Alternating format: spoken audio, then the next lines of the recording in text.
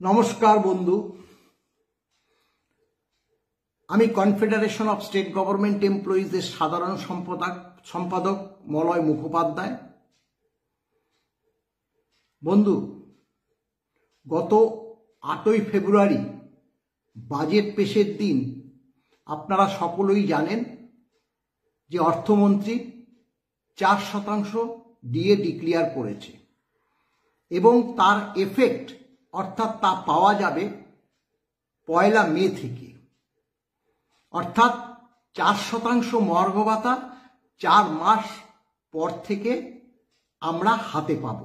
ভাবুন, মহার্ঘ ভাতা ঘোষণা হয়ে গেল কিন্তু তা হাতে পাব 4 মাস পরে, অর্থাৎ এখন বাকি রয়েছে। তা বিভিন্ন সংবাদপত্র এবং মিডিয়ারা জানতে চেয়েছিল এই ডিএ দেওয়ার প্রেক্ষিত আমাদের প্রতিক্রিয়াটা কি। প্রতিক্রিয়া এক লাইনেই বলেছি যে এই ডিএটা ঘোষণা করা হয়েছে সম্পূর্ণভাবে ভোটের স্বার্থে ব্যবহার করার জন্য, এবং তার প্রমাণ আজ আমরা পেলাম হুগলি জেলার আরামবাগে মাননীয় মুখ্যমন্ত্রীর বক্তব্যে। আপনারা জানেন যে অর্থমন্ত্রী ডিএ ডিক্লেয়ার করার পরে মাননীয় মুখ্যমন্ত্রী প্রেস রিলিজে আমাদের এই যে ডিএ দেওয়ার কথাটা বলেছে, এটা অবশ্যই মেনে নেওয়া যায়।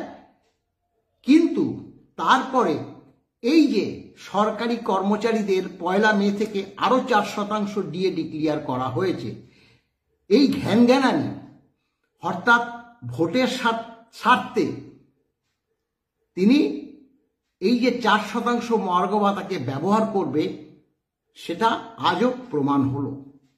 তিনি শুনিয়ে দিয়েছেন যে সরকারি কর্মচারীদের 1 মে থেকে আরো 4% ডিএ ডিক্লেয়ার করা হয়েছে এবং এই যে তার যে ঘোষণা, তার যে কর্মচারীদের 4% ডিএ দেওয়ার কথা, আগামী যে লোকসভা ইলেকশন, সেই ইলেকশনের প্রচারের শেষ দিন পর্যন্ত তা আমাদেরকে শুনতে হবে।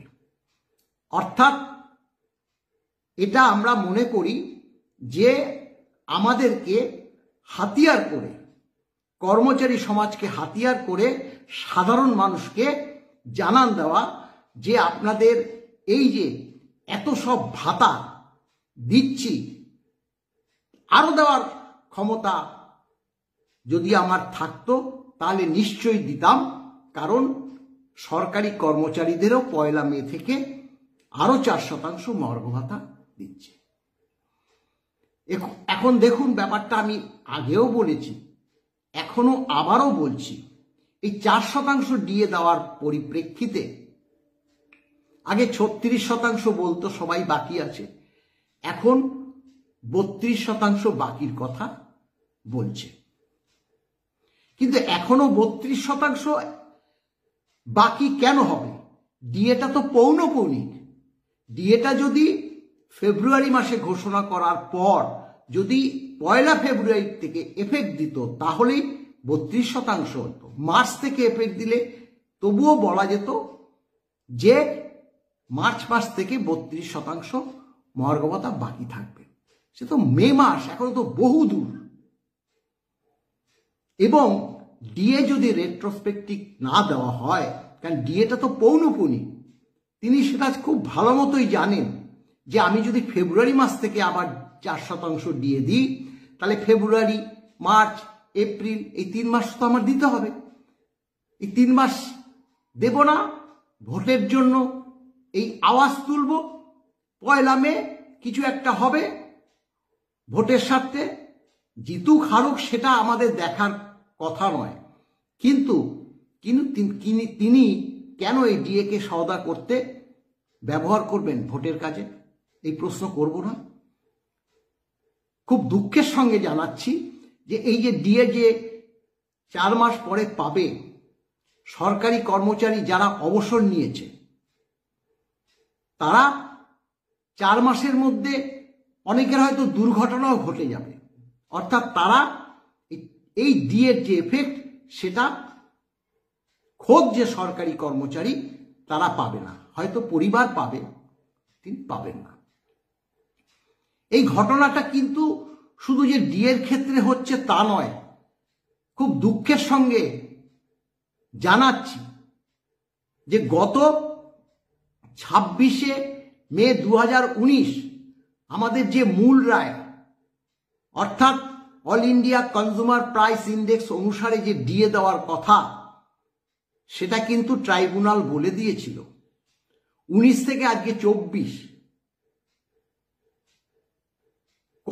কতগুলো বছর কেটে গিয়েছে, এবং তারপরও মামলাটি সুপ্রিম কোর্টে 1 নয় 2 নয় 11 বার মামলাটা উঠল, কিন্তু তার কোনো সুরাহা হলো না। সম্প্রতি দেখুন 16 সালে যখন আমরা মামলা করেছি, তখন প্রত্যক্ষভাবে আমাদের সংগঠনের অনেক কর্মচারী কিন্তু এই মামলার সঙ্গে সংযুক্ত ছিল, যেহেতু আমাদের সংগঠন কনফেডারেশন তারা যখন অবসর নিয়েছে, আমাদের সরকারি কর্মচারীদের অবসরপ্রাপ্ত কর্মচারী ফেডারেশন বলে একটা সংগঠন আছে। আমাদের এই যে কনফেডারেশন অনুমোদিতই পশ্চিমবঙ্গ সরকারি কর্মচারী ফেডারেশন। গত পরশু আমাদের যে অবসরপ্রাপ্ত কর্মচারী ফেডারেশন, তার যে কোষাধ্যক্ষ তপন পাল মহাশয় গত পরশুদিন হৃদরোগে আক্রান্ত হয়ে তিনি মারা গেছেন। তার আত্মার চিরশান্তি কামনা করা ছাড়া আর আমাদের কিছু করণীয় নেই। কিন্তু আমাদের এই যে ডিএ মামলা, তাতে তিনি তো প্রত্যক্ষভাবে সংযুক্ত ছিল। আমাদের কর্মচারী ফেডারেশন থেকে যে আর্থিক সাহায্য করা হয়েছে তার হাত থেকেই, কারণ তিনি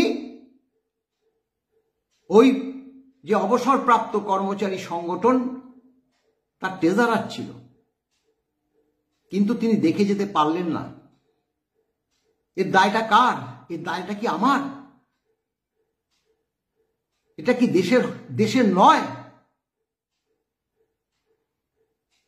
গত নভেম্বর 22, মাফ করবেন, গত নভেম্বর 28, 2023 থেকে এই গত 5ই ফেব্রুয়ারি 2024 সুপ্রিম কোর্টে 11 বার মামলাটা উঠল। বহু অবসরপ্রাপ্ত কর্মচারী, কারো বয়স 70, 72, 75, 85, 90 বছর পর্যন্ত অবসরপ্রাপ্ত কর্মচারী আছে, যারা আমাদের ফোন করছে, মলয়বাবু আপনাদের যে সংগঠন যে ডিএ মামলা, সেটা কি আমরা আর দেখে যেতে পারবো? এর উত্তর আমরা দিতে পারছি না। এর উত্তর আমাদের কাছে জানা নেই। All India consumer price index অনুসারে সরকারি কর্মচারীরা যে ডিএ পাবে, সেটা ট্রাইব্যুনাল বলেছে, মহামান্য উচ্চ আদালত বলেছে, সরকার সেটা এসএলপি দায়ের করেছে। সরকার বলছে না, all India consumer price index অনুসারে ডিএ দেওয়া হবে না, কারণ ডিএ ঐচ্ছিক।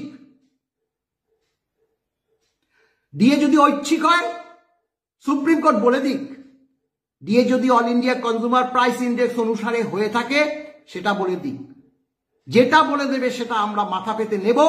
দিনের পর দিন সুপ্রিম কোর্ট এইভাবে যাতে সময় অতিবাহিত না করে, করজোড়ে আমরা আবেদন করছি, নিবেদন করছি। আগামী 18ই মার্চ 2024 আবারও মামলাটা আছে।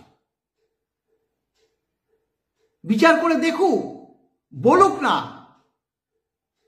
যে all India consumer price index অনুসারে ডিএ দেওয়া হবে না, যেভাবে ঐচ্ছিক বলেছে রাজ্য সরকার সেটাই আমরা মান্যতা দিলাম। সেটা বলুক, বিচার করে বলুক, বা বলুক যে না, উচ্চ আদালত যে রায় দিয়েছে সেই রায় মানতে হবে রাজ্য সরকারকে। এই যে দুটো কথা। এই রাজ্য থেকে তো বহু মামলা সুপ্রিম কোর্টে যাচ্ছে, একদিনে তা রিলিজ হয়ে যাচ্ছে। আমরা সাধারণ কর্মচারীরা কি অপরাধ করলাম? সংসদীয় গণতন্ত্রে যুক্তরাষ্ট্রীয় কাঠামোয় আমাদের দেশের সর্বোচ্চ আদালত সুপ্রিম কোর্ট, সেখানে বিচারটা এতদিন ধরে আটকে থাকবে?